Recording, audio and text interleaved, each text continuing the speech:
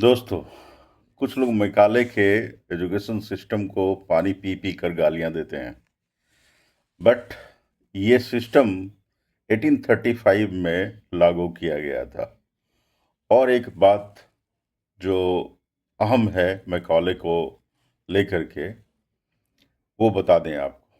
Macaulay ने Indian panel code 1860 में बनाया था, जो कि आज भी क्रिमिनल प्रोसीड्योर पूरा करने के लिए, किसी भी क्राइम के अगेंस्ट में एक्शन के लिए आज भी उसको रेफर किया जाता है। That is the basis basically कि वो उसी के ऊपर बना हुआ है हमारा जो इंडियन पेनल कोड है आज भी।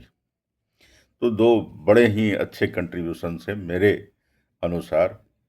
मैकाले ने जो सिस्टम लागू किया था इंग्लिश एजुकेशन का, वो इस कारण से उसे शुरू करना पड़ा था क्योंकि भारत जो है विभिन्न क्षेत्रों में विभिन्न प्रकार की भाषाएं बोली जाती है। और हर जगह पे अलग अलग तरह के गुरुकुल चलाए जाते थे और उन गुरुकुल में शिक्षा दिया जाता था भिन्न भिन्न प्रकार के भाषाओं में।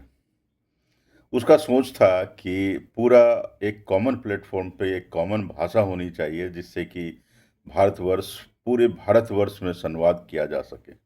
और उसे लगा कि अगर इंग्लिश इन सब को सिखा दिया जाए तो वो एक कॉमन प्लेटफॉर्म लैंग्वेज का जो है अ, बन सकता है। और इस लिहाज से उसने इंग्लिश एजुकेशन सिस्टम को शुरू किया और काफ़ी हद तक इस्टेब्लिश भी किया। इसका फ़ायदा हिंदुस्तान के लोगों को मिला। जो गुरुकुल में शिक्षा दी जाती थी दोस्तों, उसमें जाति व्यवस्था का बड़ा ख्याल रखा जाता था और वो प्रदूषित सिस्टम था, जिसमें नीचे जात के लोगों को बैठने के लिए भी अच्छी सुविधा नहीं थी। उन्हें पीछे बैठाया जाता था, उनको इग्नोर किया जाता था, उनको उनके ऊपर ध्यान नहीं दिया जाता था गुरुओं के द्वारा। जो अगली जाति के लोग होते थे उनको बकायदा अच्छी तरह से इंटरटेन किया जाता था। तो ये भिन्न प्रकार के जो भेदभाव थे और पूरे जातिगत भेदभाव हिंदुस्तान में फैले हुए थे।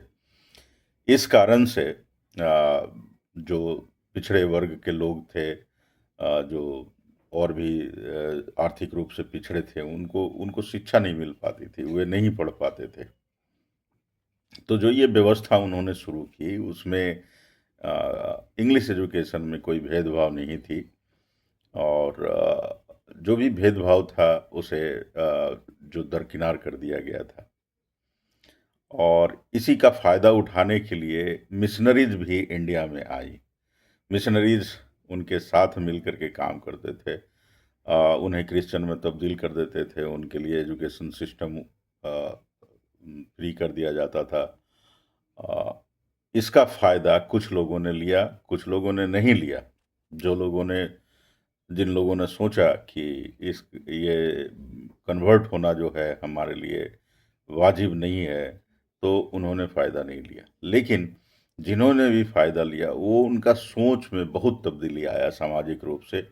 और वे वर्ल्ड लिटरेचर को भी पढ़ पाए। चूँकि इंग्लिश पढ़ लिए तो वर्ल्ड लिटरेचर, जो बेहतरीन लिटरेचर थे इंग्लिश में अवेलेबल, उनको पढ़ पाए।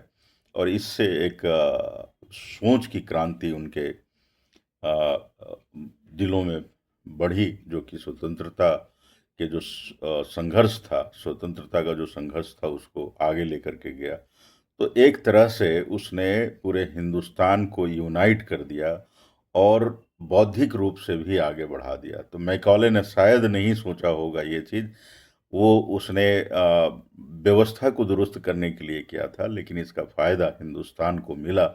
और मेरे ख्याल से बहुत कुछ बेहतर हुआ इससे हिंदुस्तान का। और उसके इंडियन पेनल कोड को जो है अभी भी हम लोग इस्तेमाल करते हैं अपने क्रिमिनल प्रोसीड्योर को पूरा करने के लिए न्यायालयों में।